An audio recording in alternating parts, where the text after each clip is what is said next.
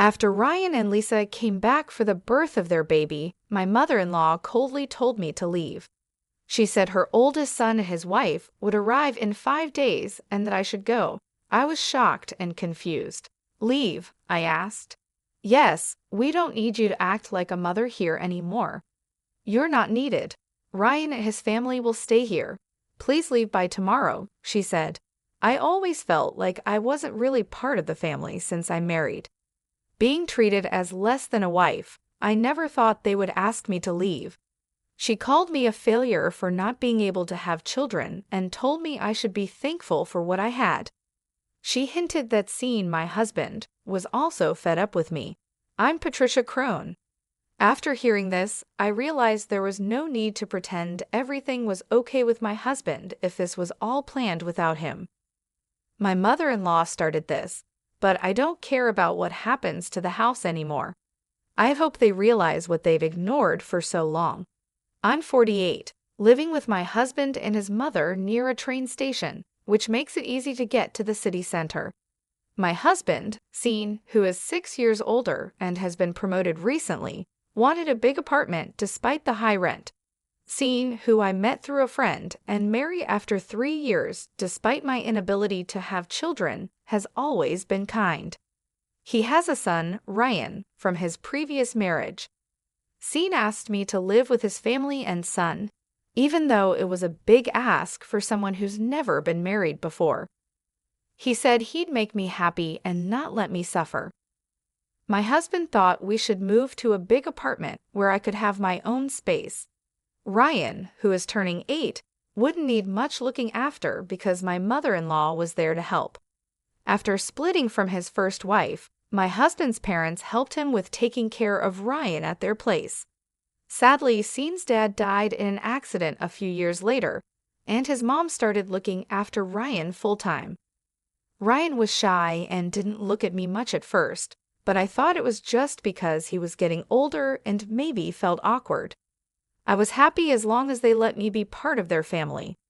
My mother-in-law seemed nice and polite when we first met, right after I got engaged to Sean. She acted so friendly I thought we'd get along well living together. She said she'd keep making meals and Sean often came home late, so it was fine if we didn't eat together. She told me to handle cleaning and laundry, hoping we'd work well together. After we married, I cut down my hours at the pharmacy so I could share in the household chores. I started work late, not getting home until around 9:00 p.m., but dinner was always ready. However, I usually ate alone since my mother-in-law and Ryan had their dinner earlier. Even though I was married, I sometimes wondered if that was all there was to it. But I accepted that this was just how our family worked. It became clear my mother-in-law didn't really like me or see me as part of the family. I tried to connect with Ryan, asking about his school events, hoping we could all go together. But when Ryan hesitated, my mother-in-law quickly said it would just be her and Sean, not me. I thought she was trying to be nice at first, but I was wrong. "I can take the day off work so we can all go together," I suggested. But she said there was no need because she and Sean had always been the ones to go with Ryan. I was really surprised. When I talked to my husband about it, he said his mom was very attached to Ryan and might think I was trying to take him away. He promised to speak to her about it. I started to go to school events as a stepmom, but Ryan and I didn't spend much time together. Sometimes I felt like Ryan wanted to talk to me, but my mother-in-law always interrupted. I later learned she had been saying bad things about me to Ryan, like I would be happier without him. She made it seem like I was a bad person, which could easily make a young boy distrust me. I was shocked because I never thought she would do something like that. After Ryan finished high school, he moved out to live with his girlfriend and left for college. Soon after starting his job, he married her quietly and moved away. Once Ryan was gone, my mother-in-law stopped doing any housework and seemed to enjoy making my life difficult. She stopped cooking and would wait for me to make dinner, even though I was not good at it. She would watch me cook and then criticize the food, saying it was terrible. She even said it was good that Ryan never had to eat my cooking. If she didn't like my cooking that much, she could cook herself, but it seemed like she just wanted to criticize me. It wasn't just the cooking. She complained about everything I did, from cleaning to laundry, asking if my family ever taught me anything. She made me feel bad about myself, even criticizing my family. In my frustration, I tightly clenched my fists. My mother-in-law often said harsh things to me, like questioning how I managed to win Scene's heart when she saw little appeal in me as a woman. She repeatedly blamed me for Ryan's departure, insinuating that if I hadn't entered their lives, they wouldn't be suffering from what she implied was empty nest syndrome, a term used to describe the loneliness parents may feel when their children move out. I tried to convince myself that if venting her frustrations on me made her feel any better, then I could endure it for the sake of family peace. However, her negative attitude towards me intensified with the news of Ryan's wife, Lisa, being pregnant. The joy my mother-in-law showed upon hearing about the pregnancy was beyond anything I had witnessed before. She was ecstatic about the arrival of her first grandchild, saying it was bound to be adorable because it was Ryan's. The excitement she and Ryan shared was understandable, but her behavior seemed excessive, especially after Ryan asked if Lisa could have the baby at our place, given the distance to Lisa's family home and their lack of nearby support. Following this request, my mother-in-law's enthusiasm knew no bounds. She immediately started preparations, from cleaning out Ryan's old room to listing all the necessary baby items. It was as if she was hit by a wave of great-grandchild fever. Naturally, these preparations meant more work for me. Coming home from work today, I was greeted with a list of tasks: vacuuming, wiping floors, cleaning windows, and even waxing them, all in preparation for a department store trip to look at baby cribs. The physical toll of cleaning and waxing late into the night, after already long days at work, was daunting. Any attempt to cut corners was met with demands to redo the work. To make matters worse, my mother-in-law began requesting money for the baby preparations, leading to our house quickly becoming cluttered with baby items. When I suggested that it might be excessive to prepare so much before Lisa and Ryan's arrival, and that perhaps we should wait to choose items with them, my mother-in-law accused me of being cold and uncaring. She pointed out that I wasn't related to Ryan by blood, as if that explained my supposed lack of interest. I tried to argue that it wasn't about not caring, but rather thinking that Lisa might want to be involved in selecting items for her baby. Yet my words fell on deaf ears. My mother-in-law's harsh judgment stung deeply. The accusation that I didn't care about Scene's grandchild was unfair. My intention was to respect Lisa's role as the mother and include her in the preparations, a sentiment that seemed lost on my mother-in-law. This ongoing conflict, marked by accusations and misunderstandings, only deepened the divide between us, making an already challenging situation even more difficult to navigate. I tried to make a fair point, but my mother-in-law looked at me with a sharp glare. I realized I might have been too blunt, and she left the room upset without saying anything. I thought about what happened, but I was also surprised by the way she spoke about the situation. The next day, she stayed in her room, probably still mad. Scene was leaving for a business trip and just shouted his goodbye through her door, telling me not to dampen her excitement about the grandchild since she's been different after Ryan moved out. He reminded me of our financial worries, but when I mentioned we should save money for when Ryan and Lisa arrive, Scene misunderstood, thinking I was criticizing his income. He left upset, and it reminded me how discussions about money always seem to end badly. Managing our finances, I've always planned for our future. Scene has given me a comfortable life, and he said my part-time job was just for my personal spending. I've saved everything extra, considering it shared, even though it's in my name. But Scene's salary has decreased over the past 6 years, and with his company struggling, he's not thinking of changing jobs to maintain appearances. Now, I pay the rent while he covers our daily expenses, a fact we hide from my mother-in-law to protect Scene's pride. I came home early one day to apologize to my mother-in-law.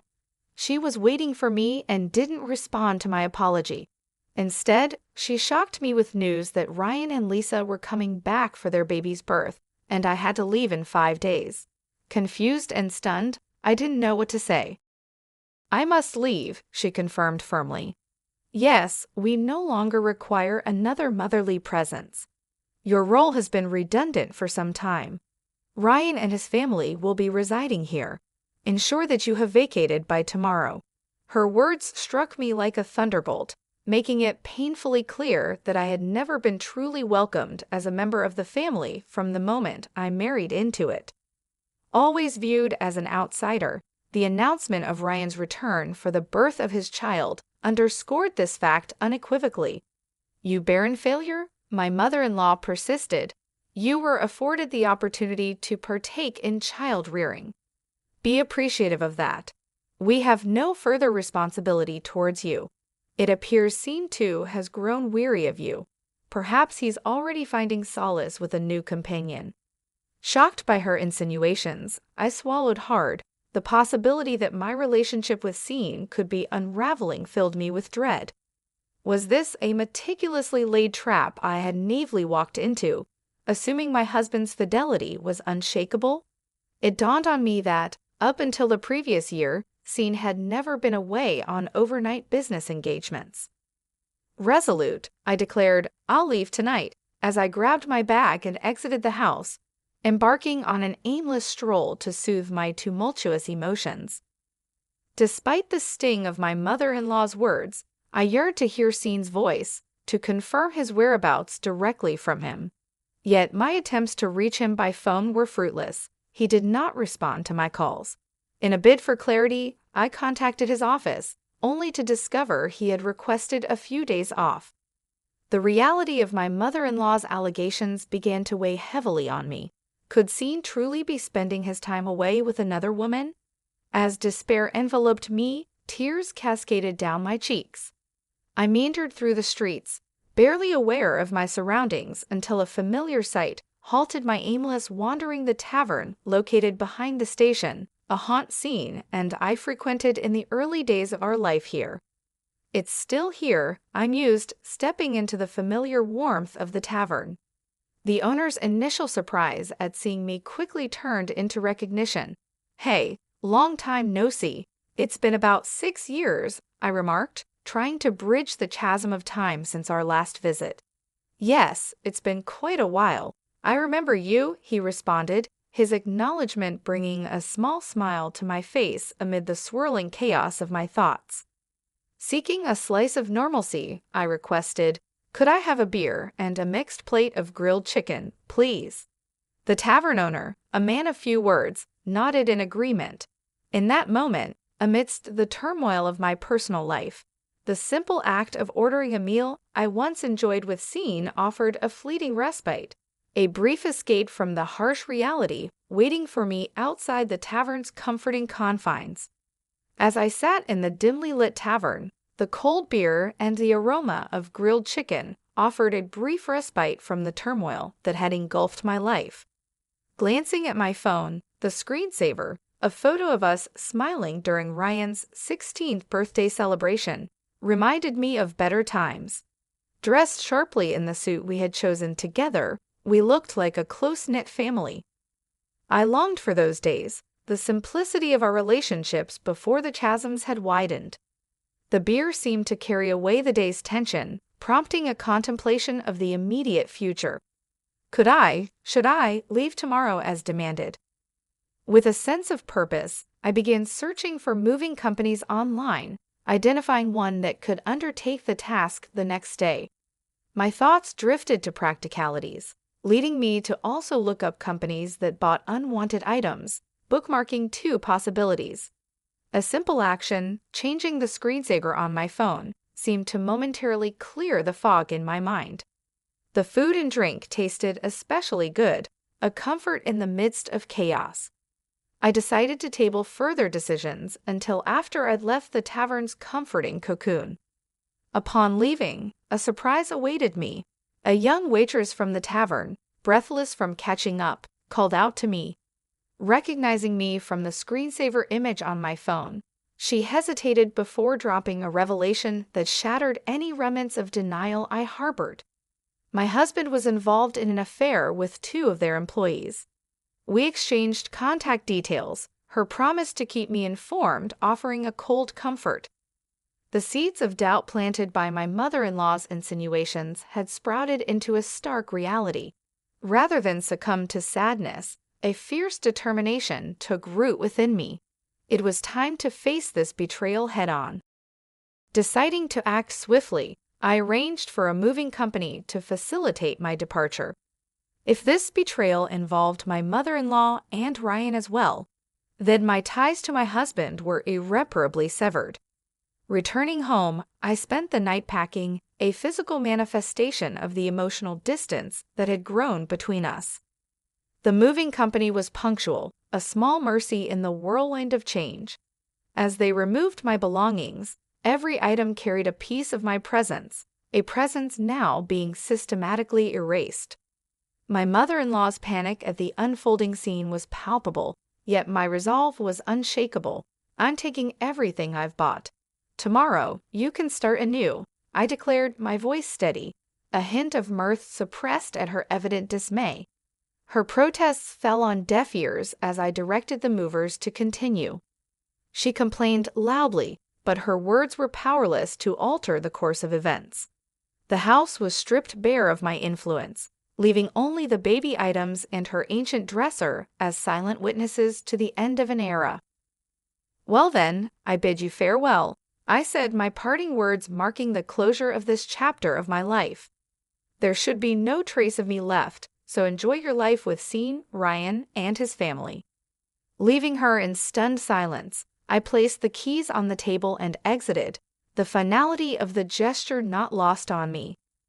The movers stored my belongings temporarily, offering a brief pause in the rush of change. I decided to stay with a colleague, a single beacon of stability in the turmoil. That night, as I lay in a borrowed bed, a sense of completion washed over me. For the first time in a long while, I slept soundly, my dreams free from the shadows that had loomed so large. A week later, the distance from those tumultuous events afforded me a clearer perspective. The steps I had taken, though drastic, were necessary. In that decisive act of leaving, I had reclaimed a part of myself, stepping into an uncertain yet hopeful future. After a while, I finally got a call from my husband. I was already wondering if he was involved in something with another woman. During this time, the young waitress from the tavern reached out to me with a message. She had taken a photo of my husband talking to another woman, not exactly young, at the tavern. It seemed like she wanted to do the right thing by sending me this after following them when they left the tavern. She also sent a photo of them going into a hotel. Seeing this, I felt any love I still had for my husband disappear. I got the woman's name from the waitress and found out where she lived. Armed with all this evidence, my husband called me. "Patricia, where are you? Ryan and his family are here. Aren't you coming back soon?" I told him no, I wasn't coming back because his mom had kicked me out and now Ryan and his family were moving in. It seemed Ryan and his family were struggling financially, bouncing between jobs and now working part-time. My husband tried to convince me to return, saying he missed me. But I told him I was fine and didn't need to worry about me. I mentioned how his mom and Ryan didn't like me and probably preferred having the place to themselves. My comment made my husband silent. He knew his family didn't accept me, but he had ignored it. He said he had something important to say and would come back to talk. A few days later, I visited the house for the first time in a while. There were new furniture and appliances. Ryan and Lisa barely acknowledged me, just nodding without getting up from the sofa. As I sat down, my mother-in-law stared at me fiercely, making the air heavy with tension. Ryan then accused me of taking everything from the house, asking how I could do such a thing when his dad had been supporting me. I explained calmly that I took everything because I had paid for it. I just did what you wanted by removing all my stuff, I said. You must think it's crazy, believing I couldn't possibly afford all those things with just a part-time job at the pharmacy, my husband remarked, looking a bit puzzled. Then he seemed to accept the situation, saying that we had been managing with both our incomes for a while. But then I had to explain further that Scene's job wasn't doing well, and his pay had decreased a lot. For the last 6 years, I've been the one filling in the financial gaps, and now I'm even paying our rent. My mother-in-law was surprised to hear this and looked at my husband. I clarified, I'm not just working part-time. As a pharmacist, I actually earn quite well, now even more than Scene. At this, my husband avoided my gaze, and my mother-in-law didn't know where to look. I then told Ryan that he would need to start paying the rent if he was going to live here. After all the support you've received, it's time you took care of things, I said. Ryan was shocked when I mentioned the rent was $7,500. Good luck, I added, telling him I no longer had any responsibilities here since my role seemed to be over. Ryan couldn't believe it, and Lisa was upset, asking, were we not supposed to live here for free? The thought of them covering rent and other costs seemed to surprise them. I couldn't help but almost laugh, suggesting they could always find a cheaper place since Scene still had a decent income. This seemed to calm Lisa a bit until I hinted about leaving Scene, especially with his new situation involving another woman. That's when Lisa broke down crying, and my husband was confused, asking what she meant. Lisa explained that she had heard about the other woman from his mother. It seemed like it was time for me to end my role as a wife as well. My husband seemed to think there was no proof of his affair, unaware that I knew more than he thought, and it hadn't even been 7 days since the whole situation blew up. I decided to leave the house. Mentioning Sandra's name made my husband realize I knew everything. He looked defeated, understanding this wasn't the right time for a divorce discussion. I'll be leaving now. If you want to talk, use a lawyer, I said. My husband, Scene, and Ryan didn't say anything as I got up to leave. My mother-in-law stood up too, angrily blaming me for everything wrong in the house. I responded, frustrated, reminding her that she was the one who told me to leave and mentioned Scene's affair. She had been meddling too much. I wished I had been firmer about my relationship with Ryan, not letting her get in the way. Ryan has nothing to do with this. Scene, you should be there for him, she said, confusingly trying to shift blame. If she hadn't brought Ryan back or hinted at Scene's affair, I would still be supporting Scene and this house. It was always her causing trouble. As I left the room, my mother-in-law was silent and shaking with anger. After that, Scene agreed to the divorce without much resistance. The evidence of his affair was undeniable. They soon started moving out, and Ryan and Lisa returned to their own place, leaving my mother-in-law alone. Scene thought about remarrying, but Sandra, his new partner, was upset about the alimony and didn't want to live with his mother.